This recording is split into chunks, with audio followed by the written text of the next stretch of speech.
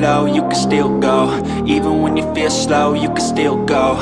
Even when there's no hope, you can still go. I never answer to no, man, I still go. Menjelang Final Four Live Volley Divisi Utama 2025, kabar bahwa Megawati Hangestri memperoleh izin khusus untuk memperkuat Bank Jatim menjadi sorotan besar di dunia voli nasional. Di tengah kontraknya bersama klub Turki Manisa BBSK, keputusan ini tidak hanya menjadi berita olahraga, melainkan juga simbol diplomasi, profesionalisme, dan rasa nasionalisme dari seorang atlet yang kini menjadi ikon voli Indonesia. Sebuah izin yang sekilas tampak administratif ternyata menyimpan makna lebih dalam, strategi, pengorbanan, dan kepentingan tim yang saling berkelindan di antara tiga kepentingan besar, klub, negara, dan kehormatan pribadi. Sebelum izin itu diumumkan, banyak pihak meragukan kemungkinan Megawati turun memperkuat Bank Jatim. Pasalnya, ia masih terikat kontrak di Turki dan baru saja menjalani masa adaptasi di Eropa. Isu cedera lutut dan kondisi fisik juga sempat membuat situasi kian rumit. Tidak sedikit penggemar yang menduga Manisa BBSK enggan melepas aset berharganya, apalagi ketika Liga Turki masih berjalan. Namun semua spekulasi itu akhirnya terjawab setelah Bank Jatim mengonfirmasi bahwa izin resmi telah keluar. Klub asal Turki itu memberikan restu, tentu dengan sejumlah syarat. Megawati tetap harus menjaga komitmen terhadap klubnya, siap kembali jika dibutuhkan, dan tetap berpartisipasi di ajang SEA Games mendatang. Kabar ini disambut hangat oleh publik voli Indonesia.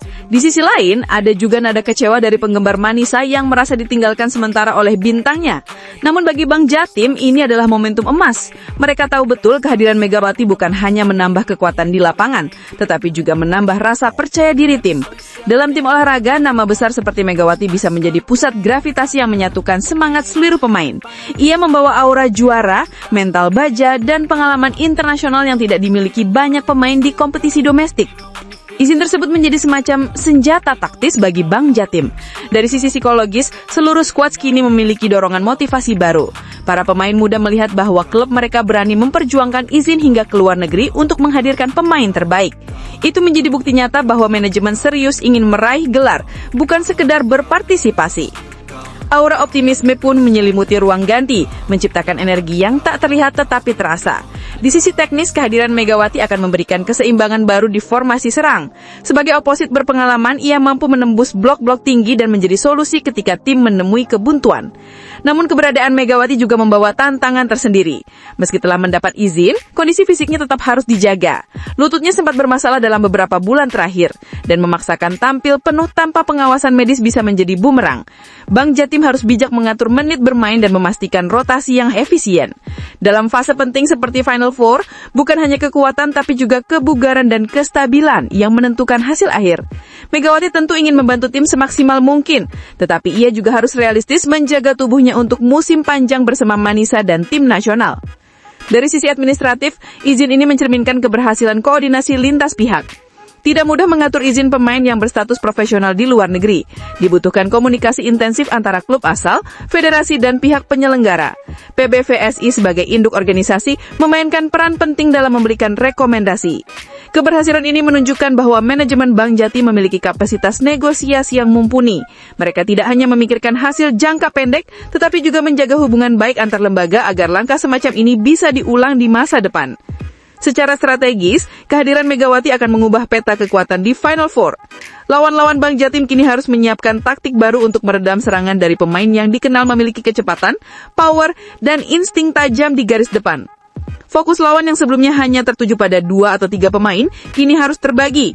Ini membuka peluang bagi pemain lain untuk lebih bebas bergerak.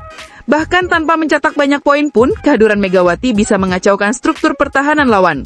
Itulah efek psikologis dari pemain dengan reputasi besar. Mereka menghadirkan ketakutan bahkan sebelum pertandingan dimulai. Di sisi lain, izin ini juga menjadi ujian ekspektasi. Bank Jatim kini memikul beban lebih besar. Publik menuntut hasil konkret, bahkan sebagian sudah menyebut kehadiran Megawati sebagai tanda bahwa gelar juara harus diraih. Padahal dalam olahraga tidak ada yang pasti. Megawati sendiri bukan mesin yang bisa menjamin kemenangan.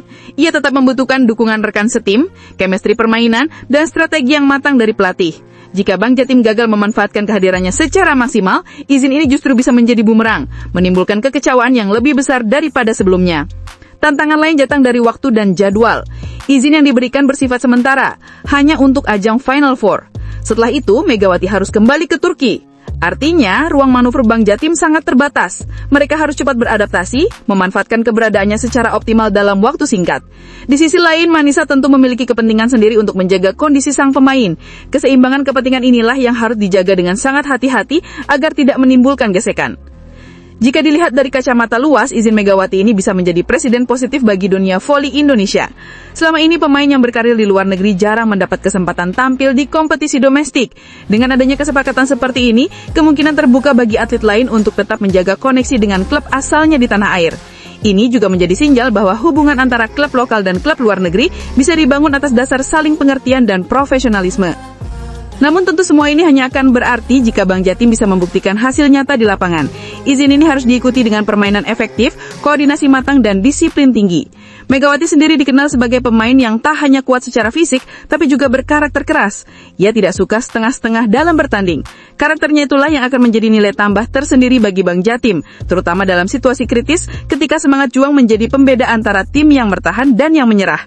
Perjalanan Bank Jatim menuju Final Four tidak mudah. Mereka menghadapi lawan-lawan dengan kualitas merata dan semangat tinggi. Namun dengan tambahan energi dari Megawati, mereka kini punya peluang lebih besar.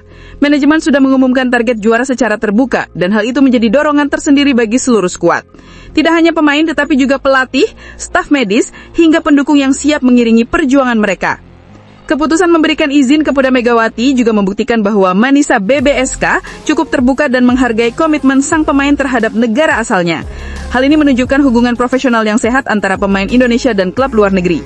Bagi Megawati, kesempatan ini menjadi bentuk tanggung jawab moral kepada klub yang telah membesarkan namanya. Ia tahu bermain untuk Bank Jatim bukan sekedar nostalgia, tetapi juga bentuk pengabdian dan penghormatan terhadap perjalanan karirnya.